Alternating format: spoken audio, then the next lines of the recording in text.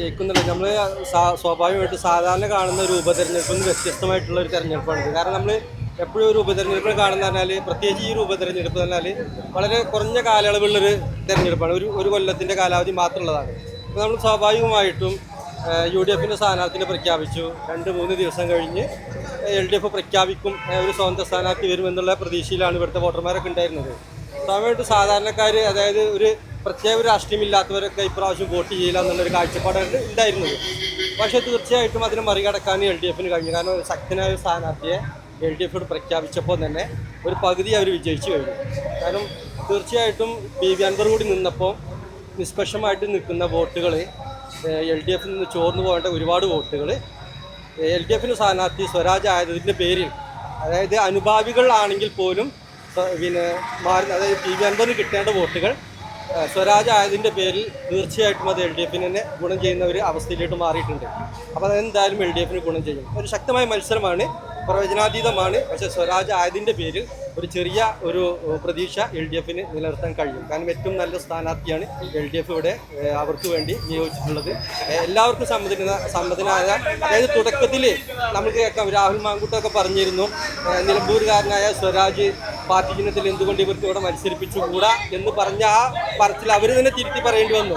നിലമ്പൂരുകാരനല്ലാത്ത ഒരു സ്ഥാനാർത്ഥിയെ കൊണ്ടുവന്നു ഇവിടെ നിലമ്പൂരിൽ പ്രതീക്ഷിച്ചു എന്ന് വരെ പറയേണ്ടി വന്നിട്ടുണ്ടെങ്കിൽ അത് സ്വരാജ് എന്ന വ്യക്തിയുടെ വ്യക്തിപ്രഭാവത്തിൻ്റെ പേരിൽ അവർക്ക് പറയേണ്ടി വന്നതാണ്. തീർച്ചയായിട്ടും ഇവിടെ ഒരു നല്ലൊരു വിജയം നമുക്ക് സ്വരാജിന് കാഴ്ചവെക്കാൻ കഴിയുമെന്നൊരു പ്രതീക്ഷ ഞങ്ങൾക്ക്. ഇല്ല, ഇതിൽ കാണുന്നത് അത് സ്വരാജ് അല്ലായിരുന്നെങ്കിൽ, അതായത് ഒരു സ്വതന്ത്ര സ്ഥാനാർത്ഥി ആയിരുന്നെങ്കിൽ തീർച്ചയായിട്ടും LDF ഒരുപാട് വോട്ടുകൾ PV അൻവർ പിടിക്കുമായിരുന്നു. പക്ഷേ ഞാൻ പറഞ്ഞല്ലോ, ഇത് സ്വരാജ് ആയതിൻ്റെ പേരിൽ, പാർട്ടി ചിഹ്നമായതിൻ്റെ പേരിൽ അനുഭാവികൾ പോലും അതായത് വോട്ട് ചെയ്യാൻ ഇല്ല എന്ന് പറഞ്ഞ പല അനുഭാവികളും നമുക്കറിയാം. അതായത് ഇടതുപക്ഷ അനുഭാവികൾ പോലും ഇപ്രാവശ്യം വോട്ട് ചെയ്യുന്നില്ല എന്ന് പറഞ്ഞവർ പോലും സ്വരാജ് ആയതിൻ്റെ പേരിൽ അവർക്ക് വേണ്ടി വർക്ക് ചെയ്യുന്നത് വരെ നമ്മൾ പലതും കണ്ടിട്ടുണ്ട്. പിന്നെ നമുക്കറിയാം, ഇടതുപക്ഷത്തിൻ്റെ സ്ഥാനാർത്ഥിൻ്റെ പേരിൽ ഒരാൾക്കും ഇവിടെ അഭിപ്രായ വ്യത്യാസമില്ല. പക്ഷേ തുടക്കത്തിൽ തന്നെ അഭിപ്രായ വ്യത്യാസമുള്ളത് UDF സ്ഥാനാർത്ഥിയാണ്. കാരണം ആദ്യം VS ജോയ് വരും, പിന്നെ അതല്ലെങ്കിൽ സോക്കത്ത് വരും എന്നുള്ള 2 സ്ഥാനാർത്ഥികൾ ഇവിടെ ഉണ്ടായിരുന്നു. പക്ഷെ അതിൽ എന്തായാലും അതിൻ്റെ ഒരു അഭിപ്രായ വ്യത്യാസം അവരുടെ ഉള്ളിലുണ്ട്. അതൊരിക്കൽ പോലും LDF സ്ഥാനാർത്ഥിയിൽ ഇല്ല എന്നുള്ളൊരു പ്ലസ് പോയിന്റ് കൂടി നമ്മളിതിൽ കാണേണ്ടത്. അത് ഓൾറെഡി പാർട്ടി പറഞ്ഞിട്ടുണ്ട്, നമ്മൾ 30-ാം തീയതി സെക്രട്ടേറിയറ്റ് കൂടുന്നുണ്ട്, അന്നേ സ്ഥാനാർത്ഥിയെ പ്രഖ്യാപിക്കൂ എന്ന് പറഞ്ഞിട്ടുണ്ട്. ആ പാർട്ടി പറഞ്ഞതുപോലെ ചെയ്യുള്ളൂ. അല്ലെങ്കിൽ പെട്ടെന്ന് സാധാരണയിൽ നമ്മളൊരു തെരഞ്ഞെടുപ്പ് പ്രഖ്യാപിക്കുമ്പോൾ ഏറ്റവും ആദ്യം ഒരു സ്ഥാനാർത്ഥിയെ പ്രഖ്യാപിക്കുന്നത് LDF ആയിരുന്നു. പക്ഷേ ഇത് ആദ്യം തന്നെ പറഞ്ഞിട്ട് 30-ാം സെക്രട്ടേറിയറ്റ് കൂടുമ്പോഴാണ് ഇവരുടെ സ്ഥാനാർത്ഥിയെ പ്രഖ്യാപിക്കുമെന്ന് പറഞ്ഞിട്ടുള്ളത്. ഇവർ ആദ്യം ഒരു സ്ഥാനാർത്ഥി പ്രഖ്യാപിച്ചു എന്നുള്ള പേരിൽ അവർ ആ തീരുമാനം മാറ്റാനൊന്നും LDF തയ്യാറാവില്ല എന്നുള്ളതാണ് അവരുടെ കാഴ്ചപ്പാട്. അത് അവർ പറഞ്ഞതുപോലെ തന്നെ പ്രവർത്തിച്ചിട്ടുണ്ട്.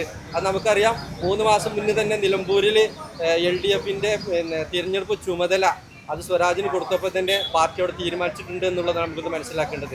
കാരണം അത് അങ്ങനെ ഒരു നീക്കം അവിടെ പാർട്ടി സ്വരാജിനോട് കൊണ്ടുവരാൻ വേണ്ടി ചെയ്തിട്ടുണ്ട്, തുടക്കം മുതലേ ചെയ്തിട്ടുണ്ട് എന്നുള്ളതിൻ്റെ ഒന്നാമത്തെ തെളിവാണത്. ഇത്രയും കാലമായിട്ടും ഇവിടെ പാർട്ടിയുടെ ഒരു ചുമതല സ്വരാജിന് കൊടുത്തിട്ടില്ല. ഭൂരിപക്ഷം എന്ന് പറയുന്നത് ഇവിടെ ആര് ജയിച്ചാലും തുച്ഛമായ ഒരു ജയം ഇവിടെ പ്രഖ്യാപിക്കാൻ പറ്റുള്ളൂ. ഒരിക്കലും നമ്മൾ വലിയൊരു ഭൂരിപക്ഷം ഇവിടെ പ്രതീക്ഷിക്കരുത്. അത് വെറുതെ പറയുന്നതല്ല. ഇവിടെ ആര് ജയിച്ചാലും ഒരു 5000 വോട്ടിൻ്റെ ചോട്ടിൽ ആരായാലും ജയിക്കുള്ളൂ. Okay, thank you.